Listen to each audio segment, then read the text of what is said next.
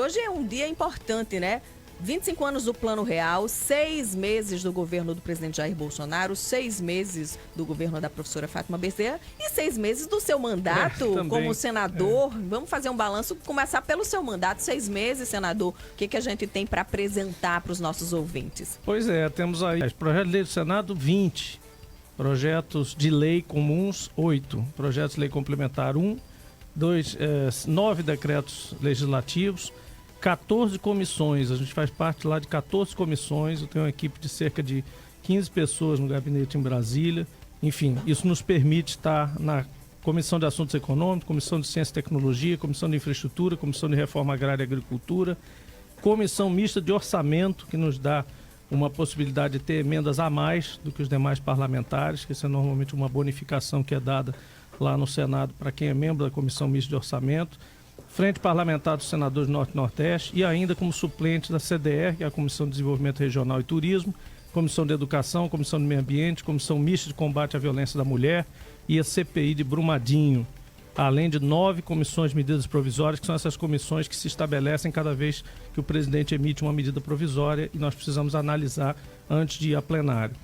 Então, temos feito um trabalho que basicamente se foca em 3 etapas. Primeiro, a continuidade do mandato de Fátima, é o mandato originalmente eleito, é o mandato que teve uma resposta da sociedade diretamente, um mandato focado na parte justamente da educação, da agricultura familiar, dos movimentos sociais, processo que a gente tem mantido intacto, com a equipe, inclusive, que estava com ela antes. Depois temos agregado a isso uma discussão sobre o Estado brasileiro, sobre a presença do Estado brasileiro na economia, defesa de algumas coisas fundamentais que nós precisamos preservar, como, por exemplo, a Petrobras, a Eletrobras, reformulação de outras áreas de regulação do governo, onde as coisas não funcionaram bem, inclusive nos nossos próprios governos do PT, onde eu também faço essa autocrítica, e que é preciso que o Estado se reformule, se reorganize, mas sem abrir mão de coisas essenciais que fazem parte da nossa cultura empresarial e da nossa cultura empreendedora.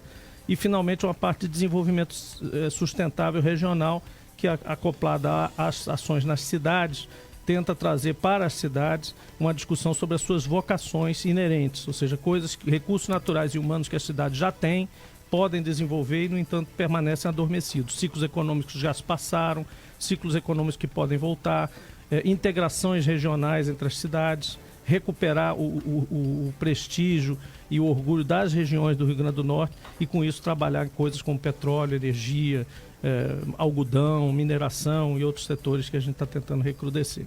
A ida de Sérgio Moro esclareceu, deixou claro como é que está a situação dele? Não, pelo contrário, a meu ver, confundiu. O ministro da Justiça, eu diria que é um antiministro da Justiça, porque está se comprovando ao longo desse processo todo que está se desenrolando com o de Intercept e tudo isso, que ele não agiu como justiça e não agiu como juiz corretamente.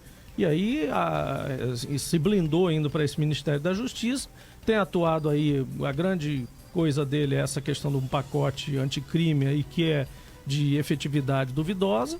Eu não estive com ele, a não ser digamos, na sessão lá da comissão, onde perguntei sobre uma coisa que me incomoda muito e que ele respondeu perigosamente, eu diria, né?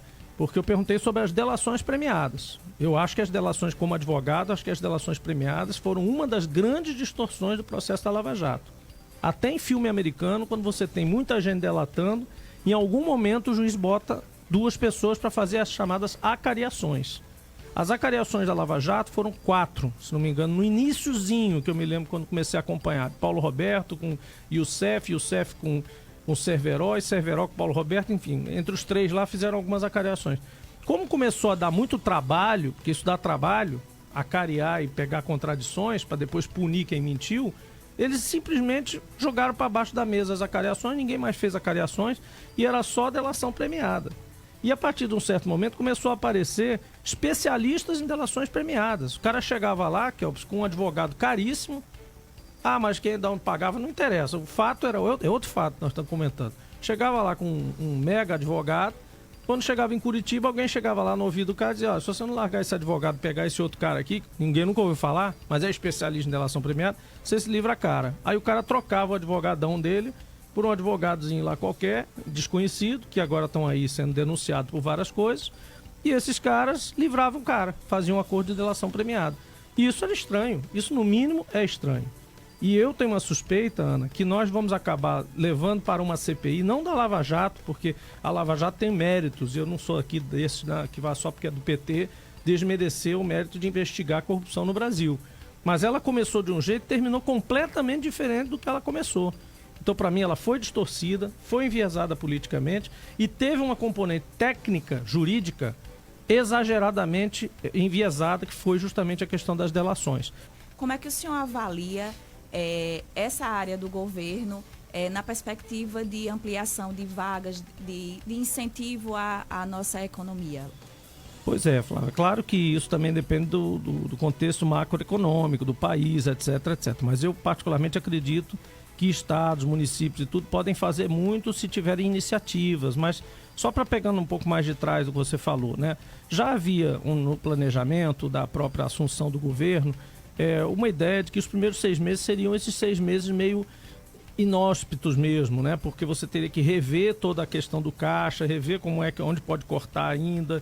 Alegava-se que o governo anterior já tinha feito bastante corte, de fato fez alguns cortes significativos, que não havia gordura para cortar, mas ainda havia, né? Basta ver os exemplos aí que vocês mesmos noticiaram das frotas de carro, alguns outros contratos, etc. Contratos feitos na última hora, que sempre acontecem nessas viradas de governo. E a questão dos servidores, que é grave, porque envolve uma questão de confiança mútua, né? Então você dizer, olha, o que está atrasado não é que eu não vá pagar, mas é que toda a receita extraordinária que entrar eu vou dedicar a isso. Mas eu não posso, de fato, é uma limitação de caixa que só me permite agora assumir um compromisso, que já é muita coisa, de manter o seu fluxo de caixa, servidor, em dia. Ou seja, eu vou pagar os salários em dia, vou regularizar esse fluxo de caixa, vou tentar não deixar faltar para isso, para que você consiga voltar a uma vida normal. Agora, eu sei que eu devo a você. Então, esse pacto ela conseguiu estabelecer. E isso foi bom para pacificar um pouco a questão disso aí. Depois tinha também aquela questão da segurança, se lembra? A gente tinha aí um grande temor de que houvesse um estupim de novo. E isso ela também conseguiu meio que acalmar esse processo, tanto em relação aos presídios quanto às ruas, e houve resultados positivos com uma equipe local. É claro que não acabou a insegurança, é claro que não acabou a violência, que isso é impossível. O Brasil inteiro está discutindo esse assunto. E existe uma questão federal também muito forte em relação a isso. Passados esses dois assuntos cruciais, por exemplo, temos a questão da saúde. A saúde, ela tem passado por um período também difícil orçamentário, porque tem uma questão de contrapartidas do governo federal que nós estamos batalhando lá em Brasília, mas tem uma questão de verbas orçamentárias extraordinárias que vieram nos dois últimos anos, 2017 e 2018, que esse ano não vieram. Então nós estamos com um déficit aí em torno de 200 milhões no questão da saúde. O que significa dizer o seguinte: o Estado está manejando as questões da saúde, inclusive as que têm contrapartida federal, com recursos próprios. Então essa dificuldade acaba se sentindo, obviamente, mas vai ser resolvido. Depois de tudo isso, e aí a partir desse, não quer dizer que cronologicamente tenha que vir depois, mas ao longo dessa coisa, nós precisamos gerar dinheiro novo, nós precisamos gerar riqueza nova nas cidades. E vamos, aos poucos, analisando, trabalhando com a SEDEC também, com a Secretaria de Tributação. Já houve desonerações na cadeia importante, no sal, na questão da pesca, já houve na questão da aviação, agora recentemente. Então nós esperamos que com essas, não só com desonerações, mas também com o novo PROAD e com outras atitudes de reflexão sobre as vocações do Estado, a gente consiga recuperar alguns ciclos econômicos, independente da conjuntura nacional. Agora, claro que a conjuntura nacional decolando ajuda muito. Como é que está a relação, como é que o senhor avalia a relação do governo federal com o Congresso, especialmente com o Senado, já que o senhor é um senador do Rio Grande do Norte? Ana, acho que nesse momento não está boa. Acho que assim, bom é quando você tem média acima de 5, né? E eu diria que hoje está em torno de 4. Né? Quer dizer, está quase na média, senador? Uma média ruim, mas não está na média. O que está faltando? O Onyx Lorenzoni já foi afastado dessa uma das coisas que está incomodando muito os senadores, e eu, apesar do pouco tempo que estou lá, consegui fazer um bom meio de campo, assim, tenho conseguido conversar com grandes pessoas, grandes personagens, independente de partido, inclusive, né? Nessas reuniões eu tenho sentido que há um ambiente de descontentamento quanto a essa questão da urgência, das coisas chegarem ao Senado mais ou menos tipo fórmula pronta. Olha, tem que aprovar a medida provisória tal, porque se mexer vai para a Câmara de novo e vocês têm que aprovar isso hoje. Então essa questão da urgência de grandes matérias tá um pouco agaçando o Senado, porque eles sentem assim, pô, a gente é Câmara revisora, mas para revisar uma coisa precisa pelo menos uma semana. Tem projeto lá que o pessoal está trazendo para urgência sem ler. Outra coisa que chateia muito é a quantidade de pautas irrelevantes ou pautas menores que são feitas meio que parece que para a internet ver. Você veja que a gente já está no 7º ou 8º, não sei, decreto sobre armas. Aí teve esses dias um senador que estava lá, nem era do PT, nem nada, vociferando lá, rapaz, a gente só passa já tem 3 semanas que a gente só discute arma aqui nesse negócio. Então, realmente, o país parado economicamente, com uma série de problemas para resolver, para ir para frente, e a gente parado com isso. Outro erro que eu acho que o governo cometeu foi colocar a reforma da Previdência, que é importante, mas é importante que se discuta, se esmiúce também. Se você faz essa pesquisa, às vezes, se é a favor da reforma da Previdência, é uma pesquisa enganadora, né? Porque praticamente todo mundo é a favor da reforma da Previdência, mas não desta reforma da Previdência. Eu, por exemplo, sou a favor de reformar a Previdência. Se eu for para uma pesquisa dessa de sim ou não, eu vou votar no sim. Mas eu não sou a favor desta reforma da Previdência.